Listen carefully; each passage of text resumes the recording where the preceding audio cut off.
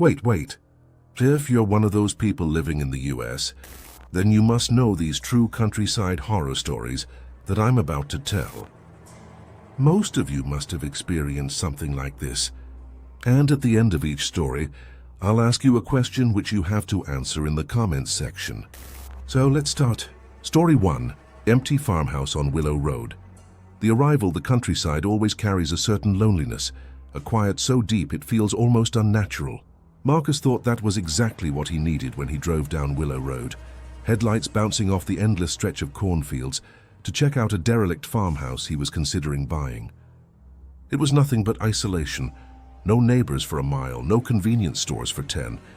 Just rustling stalks in a house that looked like it hadn't known laughter in decades. The front door resisted when he pushed. A stench poured out instantly, sharp and bitter like rotting wood mixed with something metallic. His flashlight beam danced over the peeling wallpaper and dust-thickened furniture. It should have been comforting in a way, an old forgotten home, but his gut felt tight with unease. As he stepped deeper, the night wind pushed at the loose shutters, whispering through the cracked glass. That's what he told himself when he heard a whisper too low to make out words. Just the wind, only it came from inside. He jerked his flashlight around, the beam sliding across an empty hallway. The silence afterward hit like a wall, and Marcus realized how utterly alone he seemed. Until the floor upstairs groaned with deliberate weight. The upstairs Marcus gripped the shaky banister, trying to convince himself it was probably a raccoon or maybe a trespasser. That should have been more terrifying, but still felt less dreadful than what his instincts screamed at him. The stairs gave under his boots, groaning as though they hadn't been stepped on in years. Each creak echoed far too loud in the stale air. At the top was a long hallway lined with doors. His flashlight flickered. The air carried a rancid, sweet odor now, stronger than downstairs. When he pressed his sleeve against his nose, he nearly gagged. "Hello!" His voice cracked. He wanted to sound firm, but it came out strangled, betraying him. One door, the last on the left, stood ajar. That's where the odor seemed thickest. The carpet was stiff with time, crunching faintly under his weight as he approached. His fingers trembled as he pushed the door open. Inside was a bedroom, or had been. The mattress was stripped bare, springs protruding like skeletal ribs. In the corner sat an old wooden rocking chair. It moved, just slightly, like someone had risen from it seconds ago. Marcus froze. He hadn't seen anyone. But in the dust coating the floor, dark footprints led toward the window. And then, lightning flashed through the glass, and for the briefest second, Marcus saw a figure standing behind him in the mirror nailed to the wall, the discovery heart pounding. Marcus swung around, his flashlight spastically cutting through the room. It showed nothing but peeling wallpaper and the silent, cursed rocking chair. The mirror reflected only himself, sweating, pale, terrified. But the footprints remained undeniable. Large, barefoot, pressed down into caked dirt that trailed beneath the window. He stepped forward, his stomach dropping. The window wasn't broken. The rusted latch hadn't been touched in years. The prints didn't exit through it. They stopped dead at the pane, like the person had stepped into the glass itself. He reached out. The moment his fingertip brushed the cold surface, a whisper seethed, "Leave." The hair on his neck shot up. Marcus stumbled back, his boot heel crunching over something small. When he looked down, his stomach turned. Tiny finger bones, brittle and pale, littered the edges of the rocking chair. Suddenly, the chair creaked into motion again, rocking slowly on its own. Marcus backed into the hallway, clutching his flashlight tighter as the air grew heavier, pressing against his chest. That was when every door down the corridor slammed shut in sequence, bam, bam, bam. All except the one he had come through, which creaked wider, inviting. The confrontation panic surged inside him, but Marcus forced himself downstairs. He dashed for the front door only to find it stuck, warped as though the wood had swollen shut. He yanked and cursed, his breath quickening. Behind him, floorboards crackled with the sound of approaching steps, slow, steady, deliberate. One after another, he spun. The shadows in the corners were somehow darker now, coiling like smoke. The whisper returned, no longer hushed but layered, as if dozens of unseen voices spoke over one another. "Stay. Stay with us." His flashlight dimmed, fizzed, and went out. The darkness clamped down around him like a living thing. Then, Two cold, weightless hands pressed against his shoulders from behind, pulling him slowly backward into the hallway. His scream caught in his throat. He fought against it, flailing as the unseen grip strengthened. The rocking chair upstairs shrieked back into motion, rocking violently. Something heavy fell with a crash. A child's laughter gurgled, sharp and wrong echoing off the empty walls. And then, clear as day, a hoarse feminine whisper rasped into Marcus's ear. "You finally came home." The ending Marcus doesn't remember passing out. But when he woke, it was morning. The house eerily calm, dust motes swirling in the quiet sunlight. The front door now stood wide open like it had always been. He staggered out, breathing hard, desperate for fresh air, but his relief shattered when he glanced back. From the dirt road, the farmhouse no longer looked abandoned. The roof was patched, the windows whole, the walls painted fresh white. Curtains swayed in the breeze. Through one of the upstairs panes, a figure drew them closed.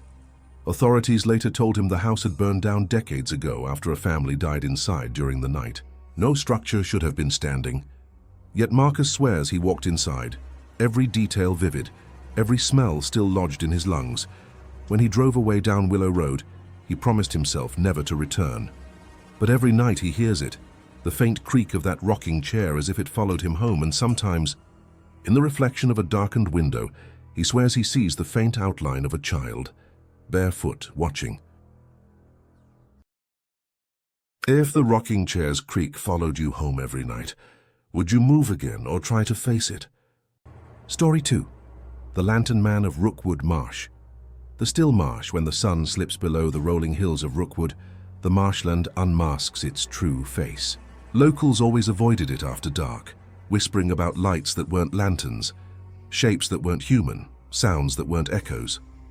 Angela and her college friends weren't locals. They were city-born and sleepless, eager for thrills on their summer break. The land stretched as far as the eye could see, coated in reeds that grew taller than their shoulders, dripping with moisture from the perpetual fog. At night it looked endless, an ocean of darkness where the earth itself felt too soft and hungry underfoot. "Come on, guys," Angela pushed, raising her phone flashlight. "It's just mud and mosquitoes. People just make things up to scare themselves." Still, something about the silence unsettled her. There were no frogs croaking, no crickets singing, just the whisper of water moving where no wind blew. Her best friend Drew laughed and lit a cigarette. "Lantern Man, take me, I'm ready," he joked, stretching his arms wide. Their laughter echoed strange, swallowed not by the night air but muffled as though the marsh itself despised the sound. Then, without warning, a pale light flickered far ahead. Small, faint, swaying gently like someone walking with a lantern. Too far for detail, yet close enough to send a chill racing through Angela's chest. "That's someone, right?" Carly whispered, her voice barely audible. But Angela noticed something strange. The light stayed the same size, no matter how long it flickered, no matter how many steps they took forward. It was fixed, and yet, moving closer, Drew exhaled smoke. "It's probably—" He stopped, because now there were two lights glowing in the mist, perfectly aligned, and their glow was green. The man appears. The lights did not sway naturally. They didn't bob and dip like lanterns carried by a traveler. No, these hovered, unnatural but deliberate, coming closer as though slowly testing the group's nerve. Angela felt her throat tighten as the marsh fog curled around, thicker now, hiding all but the faint grass at their feet. The silence fell heavier, the kind of silence that feels intelligent, as though something listening demanded it. Drew flicked his cigarette into the mud. "Okay, screw this," he muttered nervously, eyes darting between the lights. But curiosity wrestled him forward. Angela held her flashlight higher. The beam carved through the fog like a blade, and then froze on something decidedly human. A tall figure was standing waist-deep in the reeds ahead. His clothes were drenched, dark, clinging to his body like he'd risen from the swamp. But his face, well, there wasn't one. Just a hollow void beneath the brim of what looked like an old hat, shadow devouring any trace of features. Still, in his outstretched hand, he clutched a rusted lantern, glowing with that hideous green flame. The figure tilted ever so slightly as if acknowledging them. The flame writhed brighter, and at once the fog surged like a tide, rolling closer, swallowing the ground beneath their shoes. Carly gasped, stumbling back. "Let's go," Angela hissed, Terror bloomed into her chest. But Drew, always the idiot, called out, "Hey! Hey, old man, what the hell are you doing out here?" The figure suddenly raised its lantern high, and the glow pulsed into the mist. Angela's ears popped like a pressure change underground. She didn't want to look, but she couldn't stop herself, because behind the lantern man dozens of green glowing silhouettes were rising from the reeds. And not one of them had a face. The pursuit, Angela grabbed Drew by the arm, her other hand locking onto Carly, and bolted. Their feet smacked into wet earth, sliding, sinking into mud that seemed to clutch their ankles harder the faster they ran. The fog chased them, curling with ravenous intent, until the world shrank to the panicked thud of their breath and the sickening splash of their flight. Behind them came the sound, the wet, dragging shuffle of too many feet. Some close, some far, but none felt human in rhythm. Angela risked a glance over her shoulder, and her scream ripped through the night. The lantern man didn't walk. He glided, smooth and silent, hovering above muck that trapped the living but let him float free. His lantern swayed unnaturally, the flames leaking tendrils into the darkness, and at his flanks, the faceless silhouettes moved with jerks and broken gaits, their bodies gashed and waterlogged like drowned corpses. Something icy skimmed Angela's wrist. She snapped her gaze forward and gasped. A faceless figure had materialized directly ahead, rising tall from the reeds. She skidded to the side, narrowly avoiding its clammy arm, but Carly shrieked behind her. Angela whirled around. Carly was pulled at the waist by two faceless things, dragging her into the reeds. Their movements slow yet strong as iron. Her scream gargled before it cut off sharply, the fog swallowing her sound, and then she was gone. Just like that, Drew froze, horrified. "Carly," Angela yanked his arm harder. "Don't stop, run!" But the lantern man's flame bloomed brighter, casting an emerald glare over the marsh, and suddenly the path stretched endlessly. No matter how far they ran, the land seemed unchanged, trapping them like ants circling glass walls, and the dragging footsteps never stopped.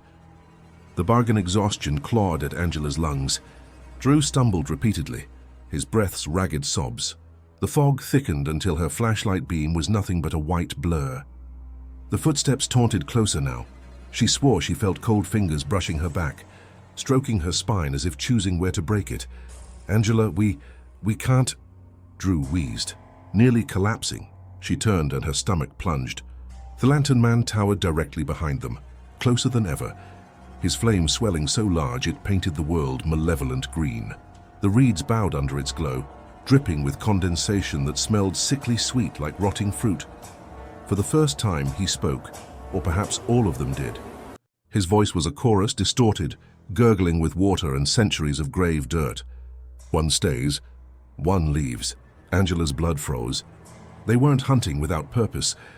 They were demanding a bargain, a sacrifice. She clutched Drew's hand. "We're leaving together." The lantern lifted higher. The faceless shapes stretched towards Drew. Their fingers extended unnaturally long, curling ropes of bone white, nearly grazing him as if pre-claiming. Drew's eyes brimmed with terror. "Angela, they want me." Angela screamed, rage crushing her fear. She lobbed her flashlight directly at the lantern man's head. It struck him, but he didn't flinch. Instead, the flame inside his lantern flared violently, revealing his face at last. But it wasn't a single face. No, it was dozens, layered, overlapping, shifting and screaming silently. Children, women, men, all pressed together under stretched skin, writhing, their mouths open, as if begging Angela to run. Her mind fractured. She grabbed Drew and ran blind. Behind them, the whisper bellowed louder. "One stays, one leaves." The ending, the marsh seemed endless, but suddenly her foot struck gravel. A road. The same country road they had come from hours before. Angela screamed with relief, dragging Drew onto the hard ground. The fog stopped abruptly, held back like a wall. The lantern man and his legion stood just at its edge, unmoving. His flame shrank into a flicker, then extinguished entirely, plunging the marsh into consuming black. Angela collapsed, sobbing uncontrollably. Drew sat beside her, pale as milk, muttering Carly's name over and over. By dawn, they made it back to town. When they breathlessly told locals what happened, the townsfolk went grim, quietly unsurprised. They told of the lantern man of Rookwood, the ferryman of lost souls, cursed to drag victims into his marsh, replacing each extinguished flame with another life. Angela swore she'd never return, but when she got home that night, she noticed something unnerving. Drew's shadow didn't match his body anymore. When Drew moved, it lagged a split second behind. Its arms stretched longer. Its head tilted when he didn't. And every so often, in dark windows, Angela swore she saw not Drew but Carly, her mouth open in a silent scream, begging to be set free.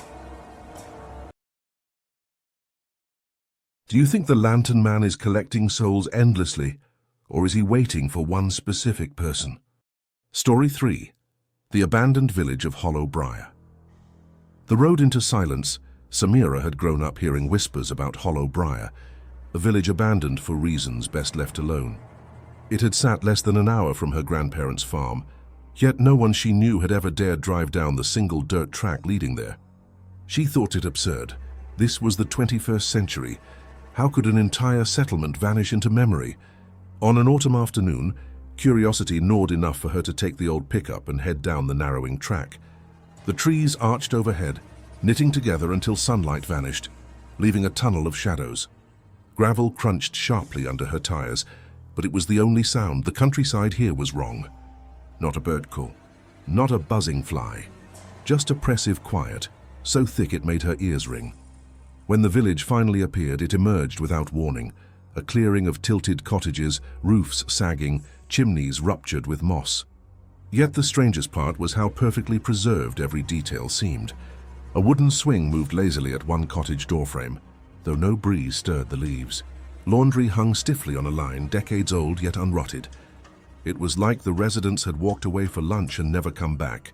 Samira killed the engine. The silence swallowed her immediately. Even the tick of cooling metal seemed too loud in that vacuum. She climbed out, heart racing, boots crunching on soil that felt oddly spongy. At first glance, the windows of the nearest house were opaque with decades of dirt. But as she stepped closer, her stomach twisted. The smears weren't dirt. They were prints. Dozens of children's handprints, small and pale, pressed eternally onto the glass from the inside. And from deep within the house, something tapped back twice. The smiles in the window. Samira forced a quick laugh under her breath, a nervous habit. Old glass creaks, that's all. Trying to steady her nerves, she moved between the cottages. Odd details made her pace falter. Dolls seated neatly on porches, their porcelain heads cracked but their painted eyes staring directly forward. A pitchfork leaning upright against a fence, its metal tips polished clean as if just used. Even the fields showed rows of crops somehow alive, green and thriving, though untouched by any farmer's hand for decades. But most unnerving of all were the faces. The village's windows, dark and mottled, began to show shapes inside. Pale ovals that looked suspiciously like heads. She blinked hard, shook her own, but when she turned back, the faces had multiplied. Dozens staring down from hollowed cottages, still as death, lips fixed into wide grins that made the glass bend with condensation. Her heart slammed against her ribs. She stumbled backward off the main lane, boots sinking into wet leaves. Her breath fogged quickly, though the air wasn't cold. Every instinct screamed louder than reason. Then a creak broke the stillness, a front door yawning open on its own. The hinges shrieked like something alive. From the darkness beyond, the sound of bare feet slapping against wooden floors echoed outward, slow and deliberate, as though someone had heard her arrive. Samira spun to run when her name drifted faintly from inside, a perfect mimic of her late grandmother's voice. "Come here, child." Against her will, her legs wavered towards that shack. The windows filled with faces again, but this time they were all smiling with her grandmother's mouth. The chapel bell fighting panic, Samira wrenched herself away and bolted down the crooked lane. Her phone offered no signal, its dim glow worthless against the gloom. The further she ran, the clearer it became that Hollow Briar wasn't fully abandoned. Signs of recent life mocked her everywhere, fresh boot prints looping into alleys, piles of chopped wood stacked neatly, candles sputtering in cracked jars as though set just yesterday. Then came the sound, the toll of a chapel bell. It rang far too loud, shattering the thick silence, commanding every hair on her body upright. The village square opened before her, dominated by a leaning chapel barely holding together. Yet its broken steeple swayed as the bell inside thundered on, each strike vibrating her very bones. Samira pressed her hands to her ears, desperate to block the sound, but the tolling wasn't just audible. She felt it inside her skull, rattling teeth, muddling thought, pulling her feet forward like a command to kneel. As she staggered past the threshold, the interior revealed itself with sickening clarity. Pews aligned neatly for invisible worshippers, candles still burning, their flames too tall and greenish. A crucifix at the altar twisted upside down, nailed with rust-colored streaks that would always look like blood. But there were others too. Figures lined the pews in silence, villagers. Their skin parchment dry, mouths locked into the same wide smile she'd seen in the windows. Every one of them staring directly at her. Samira's hand flew to her mouth as bile rose. None moved. None breathed. Dead yet waiting. The bell overhead fell silent with a final thunk, and with it every villager's head turned toward her simultaneously. The whispering prayer, Samira lunged backward, but the chapel doors slammed shut before she even touched them. Her phone light sputtered, plunging her into a dim glow guided only by the flickering green candles. She stumbled back, eyes darting, the congregation's mouths opened, not in screams, not gasps, in prayer. A whispering chant sizzled, pressed into the air like swarming insects. The words drowned her senses, too old, guttural, resonant, a dialect that died centuries ago. Yet her ears seemed to decode pieces. Hunger, children, offering. The chapel floorboards vibrated with each whispered syllable. Dust cascaded from the trembling rafters. Samira clutched her ears, but the chanting still wormed directly into her skull, louder the harder she resisted. Her stomach wrenched, bile rising as her own lips began moving without consent. She heard herself joining the chant. "No, no, no, no," she muttered, choking it back, fighting to break free. Tears streaked her cheeks. Her flashlight flickered, fell and rolled across the wood before dying altogether. Darkness swallowed everything, except the glow of candle flames, and in that dimness the villagers shifted. They rose with crackling joints, their movements deliberate, synchronized, smiling, always smiling. Their whispers surged louder, pressing her toward the altar. Behind it loomed the crucifix, still upside down. But now its nailed figure was gone, and something wet breathed heavily in the shadows where it had once hung. The leaving that never leaves Samira bolted toward the side of the chapel, slamming her shoulder into a brittle window frame. It burst open, and she cascaded onto the mossy earth outside, lungs shredding for air. She didn't stop to look back. Feet pounding, she tore across the husk of hollow briar, past the still swing, past the grinning dolls, until the dark tunnel of trees folded around the dirt track once more. When daylight finally reappeared through thinning branches, she screeched the pickup alive and sped away, tires spitting gravel like bullets. She didn't dare glance in the mirrors.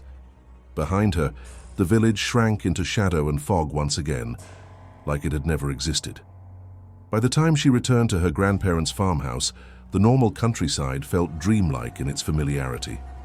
And yet, as she stumbled into the kitchen, her grandfather's eyes narrowed at her in pale horror. "What's wrong?" she croaked. He slowly pointed toward her chest. Samira looked down. Her shirt and skin were wet, clammy, slick. She reeked of that chapel's strange green wax. That night, as she tried to calm herself in the small bedroom upstairs, her reflection in the mirror smiled back a beat too late, and under her breath, without meaning to, she whispered a hollow prayer in words she didn't understand. Do you think Samira really escaped Hollow Briar, or did the village escape with her? Story 4. The Scarecrow of Blackthorn Field. The return to the farm. Ethan hadn't been back to his parents' farmland in 15 years. Too many arguments, too much bad history. Yet when his father passed, someone had to lock the old place down. He drove through winding dirt lanes, past empty barns and forgotten machinery. The Blackthorn fields stretched endlessly on either side, heavy with brittle cornstalks rattling under an overcast sky. The farmhouse leaned with age. Perhaps it was his exhaustion, but even before stepping out of the truck, Ethan swore something was already wrong. The entire countryside had always been loud with cicadas at this time of year, yet not tonight, just faint wind brushing stalks like soft whispers. He climbed the porch, unlocked the door. Inside, everything reeked of mildew, yet plates remained on the table, half full as if his parents had left dinner mid-bite years ago. His skin prickled at the unnatural stillness. Then outside, tap, tap, tap. Ethan froze, ears straining. From the upstairs window, He watched the rolling fields shift uneasily in the dusk. Among the stalks stood the old scarecrow, hat drooping, coat shredded, but arms outstretched just like when he was a boy. But hadn't his father burned that thing years ago after a wildfire scorched the fields? Memories wove in violently. Smoke, his father shouting, the scarecrow collapsing into flames. Now it stood again, black fedora intact, its head a burlap sack. Worse, it wasn't where he remembered. The thing was closer to the farmhouse edge, hat tilting, posture unnatural, leaning. A fresh gust rattled the corn. For a moment, Ethan swore the scarecrow raised its arm to wave, and then the upstairs light bulb flicked on, though there hadn't been electricity in the farmhouse for years. Nightfall in the field, Ethan cursed himself for feeling shaken. It had to be his imagination. To steady his nerves, he grabbed a flashlight and stepped onto the porch. The fields were endless seas of rustling gold, bending in patterns almost too coordinated for ordinary wind. When he shone the beam across the crops, the scarecrow no longer stood at the edge. Now it rose in the middle rows, hat low against its faceless sack head. Closer somehow despite having no legs. He whipped the beam elsewhere, didn't see movement, but when he returned the light to it, the scarecrow had shifted again, closer still. Ethan's chest tightened. No, not real. His voice cracked, more plea than statement, fogging in the night air that had inexplicably chilled. Dogs barked faintly from neighboring farms miles away. Then silence immediately fell, as if smothered. The fields hissed louder, stalks collapsing in paths that bent toward the house. He retreated inside and locked the door, but the tapping returned instantly on the glass now. Tap, tap, tap, fingers. That's what the sound felt like, not branches, slow, deliberate, patient. He yanked the curtains shut and stepped back. Through gaps he caught a silhouette at the window. Broad hat, long arms, still. Glass trembled as though pressed from the outside. Then, whispering, his father's voice, "Keep working, boy. He likes the field tended." His father had been dead for 3 days, and when Ethan bolted upstairs to shut every window, he stopped dead. The scarecrow was already leaning half its sack head inside the second-floor window, as though it had grown tall enough to pierce the house. The memories unearthed, shaking uncontrollably. Ethan locked himself into his childhood bedroom. The air smelled wrong, sweet rot mixed with smoke. Images surfaced from childhood that he'd buried. Long nights when his father forced him out into the field with a lantern, muttering about quotas about him watching. Ethan remembered crying, digging endlessly, while something rustled beyond the corn rows, always just out of sight. His memories blurred with his father's harsh orders and the looming silhouette of the scarecrow, glowing faintly in moonlight. He remembered one night in particular, the field fire. His father shouting not at him but at the scarecrow itself, screaming about taking too much. Then the blaze swallowed acres. His father swore they'd burned it, forced Ethan to swear too, and never spoke of it again. But now here it was, not a memory, not ash, whole. Waiting, Ethan clutched his phone, dialing frantically, but the screen cracked with static before dying. Out the window, the corn parted violently, like a body crawling beneath. Stalks bent flat as something huge dragged itself closer in perfect silence. The scarecrow was gone. His flashlight beam revealed empty dirt. Then came a sound that didn't belong in nature. Cloth stretching. Rope tightening, laughter. Slow, hollow, wet. His father's voice whispering along with it. "Finish tending. He's hungry." Ethan's body convulsed with terror. As he stumbled back from the window, the scent of ash thickened. On his desk now lay something that hadn't been there just seconds before, the rusted pitchfork his father used only during harvests. Its metal tips dripped fresh soil, and underneath, child-sized fingernails embedded in the wood. The harvester thud echoed downstairs, like the front door being blown wide. Ethan listened as slow, dragging footsteps scraped across the hallway. He pressed against his locked bedroom door, sweat pouring, pulse a hammer. The creaks ascended the stairs. Then silence. He dared to breathe until something scraped across the wall next to him. Nails, no, straw. Scratchy, deliberate strokes etching symbols through the plaster. His courage broke. He burst from the room, sprinting down the hall, shoes slamming the boards. He flew toward the staircase, only to stop dead. The stairwell was gone. Where it should have opened downward, there was only corn. A staircase of stalks swaying endless. He knew he couldn't turn back. Whispered laughter circled him. his father mingling with something lower, guttural. Hands trembling, Ethan descended into the labyrinth. The field swallowed him deeper, corn towering impossibly tall, blotting out sky. Lantern light burned ahead, green and flickering. He pushed through rows and froze. There, nailed upright to a massive wooden cross, dozens of corpses sagged, roped at the joints. Farmers, children, their faces stitched into burlap sacks. All their heads leaned downward except for one. It lifted.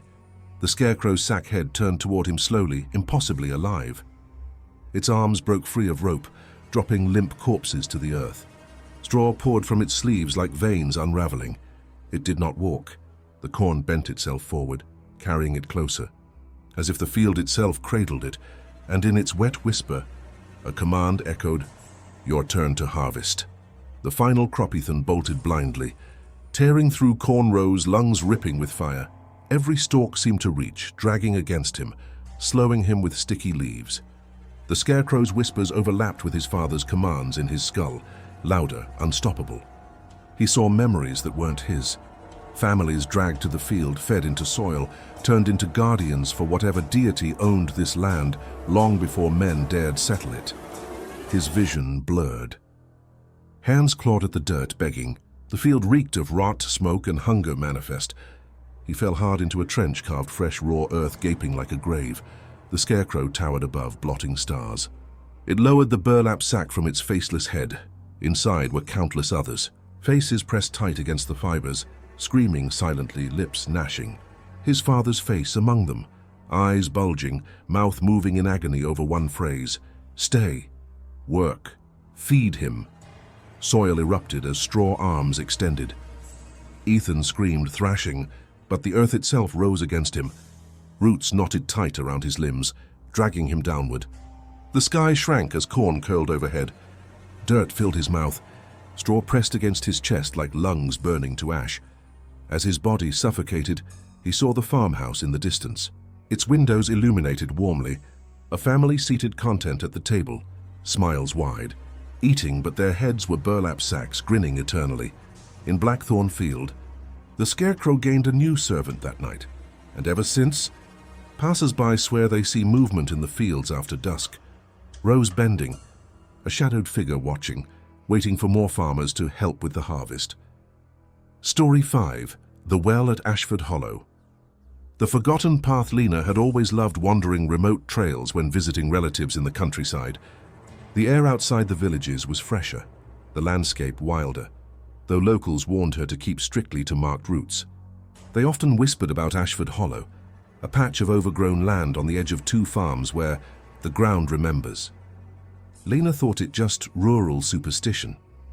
Until one dusky evening, chasing the last of the sun along an unmarked deer path, she stumbled right into it. Ashford Hollow was nothing more than a strange clearing, a low ring of crooked stones breaking into a shallow dip in the valley. The air there felt different, heavier, cooler, even though it was summer. In the center stood an old stone well, moss-crusted. Its rope pulley snapped decades earlier. The ring of earth around it looked disturbed, blacker than the soil nearby, as though scorched long ago. Lena circled it curiously. The well gave off no scent of water or dampness. Instead, a faint, sweet rot drifted up from below, curling under her nose. When she leaned cautiously over the mouth, her stomach flipped. Air should have risen cool from a well. But from this one, warm breath puffed upward. She jerked back, heart hammering, scolding herself. "Dead animal," she muttered, though even she didn't believe the excuse. The fading light hooked shadows too deep across the moss. Just then, her phone buzzed. A text alert. No signal bars, yet she had a message. The words chilled her blood. "Don't stare down." Her phone dropped from her hands, clattering against the stone rim. She gasped and peered reflexively over the well as the screen's glow tumbled downwards, illuminating only a sliver, before landing with a splash. The sound echoed far too long, as if the well never ended. Then faintly, something down there laughed. The whisper in the rope Lena's instincts screamed at her to run, yet dread pinned her feet. Her phone, her only link to the outside world, was gone, swallowed by the whispering dark below. She crept around the well, scanning ground for another way to retrieve it, when her eyes caught something odd. A second rope, stiff as bone, hung from the pulley, not rotted hemp, but a strange fibrous cord that looked woven of hair. It stretched taut down into blackness, as though an unseen weight clung deep below. She strained her ears. A strange noise drifted up, threading around her, curling into the night. Words formed, thirsty, her throat constricted. She spun on instinct, convinced someone stood behind her. But only the hollow stared back. The air had gone colder, prickling every arm hair upright. She forced her voice unsteady. Hello, this is private property." The whisper grew clearer. "Pull me up." Her eyes darted to the rope again. It trembled, vibrating like something at the bottom tugged lightly. The stone rim creaked beneath her hand, vibrating faintly along with the rope. Every instinct yelled that helping would be a mistake, but a sickening curiosity rooted her to the spot. She tugged lightly. With that, the rope jolted violently, yanking her forward. She screamed and caught the rim just in time. Her arms burned raw as something immense pulled downward. Then silence. Stillness returned, until another phone buzz echoed up from the well. This time it wasn't hers. It was dozens of phones vibrating and chiming from the abyss. And then, against the stones, pale white fingers curled from below the rim. Lena staggered backward. The hand was tiny, child-sized. It gripped the crumbling stone as a second hand appeared, wet, skin sloughing off like parchment. The children below Lena bolted from the clearing. Branches whipped across her face. Fog broke through in choking waves. Yet no matter how far she ran, the sound of dripping, wet hands striking stone followed close. Her boots sank in soft earth, dragging her steps backward toward the well's direction. The woods here warped in strange geometry. The trees bent unnaturally inward, none leading her outward. Panting, she burst back into the ring of Ashford Hollow, horrified to find herself standing in front of the well once more. The rope still twitched. Her pulse hammered. Then a thud. Something heavy slammed against the inner wall of the well. A voice echoed upward, high and childish. "Help us out." We all fell in. No one comes back for us. Her knees wobbled. Against better judgment, she stepped closer, peered carefully. Dozens. At least a dozen pale faces stared back from only a few feet down, luminous in impossible light. Children. Eyes hollow pits, lips cracked into wide, splitting grins.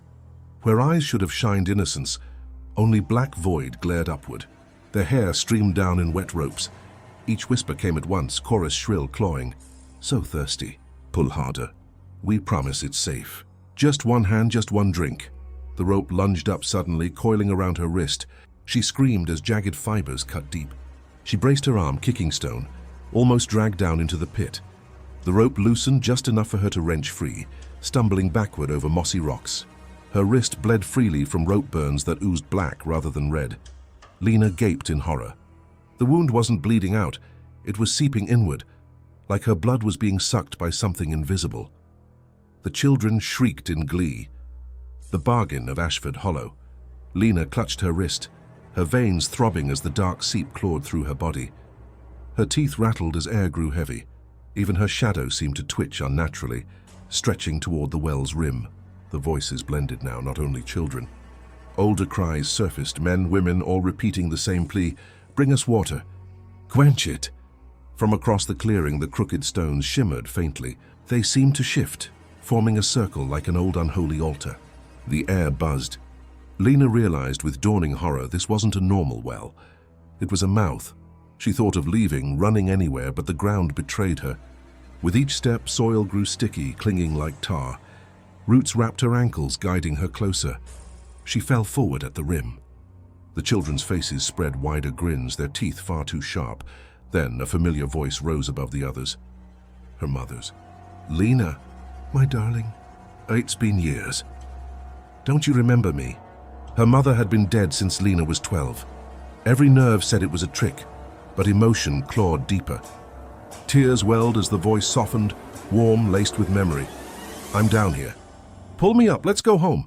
The rope twitched again, offering itself. For one tortured heartbeat, Lena considered it. Bring her mother home. Undo the loneliness she'd carried decades. What if it was real? She reached with trembling fingers, but the rope slithered like a serpent, wrapping quickly around her neck. The end at the hollow. She clawed wildly, scraping the fibrous rope as it pulled taut. It didn't bite like rope should. It flexed like something alive, tightening with a pulse. Her vision blurred, the ground tilting as the well yawned jealously closer. Lena thrashed, kicking against the stones, when suddenly a surge of memory struck. Her grandmother's voice, decades old, a bedtime whisper. Never go to Ashford Hollow. The well doesn't drink water, it drinks us. Desperation lent her strength. She hurled her body sideways, shoulder breaking against stone, tearing free just as the rope whipped back into the pit violently, as if something yanked frustratedly from below. She staggered away, choking, chest gasping air back into torn lungs. Yet victory was fleeting. Around the circle, every crooked stone now pulsed, a heartbeat matching her own. Black liquid seeped from moss around the well, trickling like veins toward her boots. Deep below, all the voices wailed together. "Not this time!" "Next time you drink," Lena ran. Mindless sobbing, clawing her way out until somehow the trees realigned, and the trail spat her back onto her uncle's farmland. She collapsed into the dirt road, throat raw, eyes bloodshot. Farmhands found her at dawn. They said she was feverish, her veins stained black like bruises trailing outward from rope burns. The doctors claimed infection. Locals only shook their heads quietly, muttering that Ashford Hollow had chosen her. Weeks later, after her strength returned, villagers reported seeing her at dusk, wandering the land. Searching, thirsty, whispering her mother's name. And beneath the old hollow clearing, a new sound joined the pit. Every time the wind crossed it, one could hear her voice humming gently, calling travelers by name.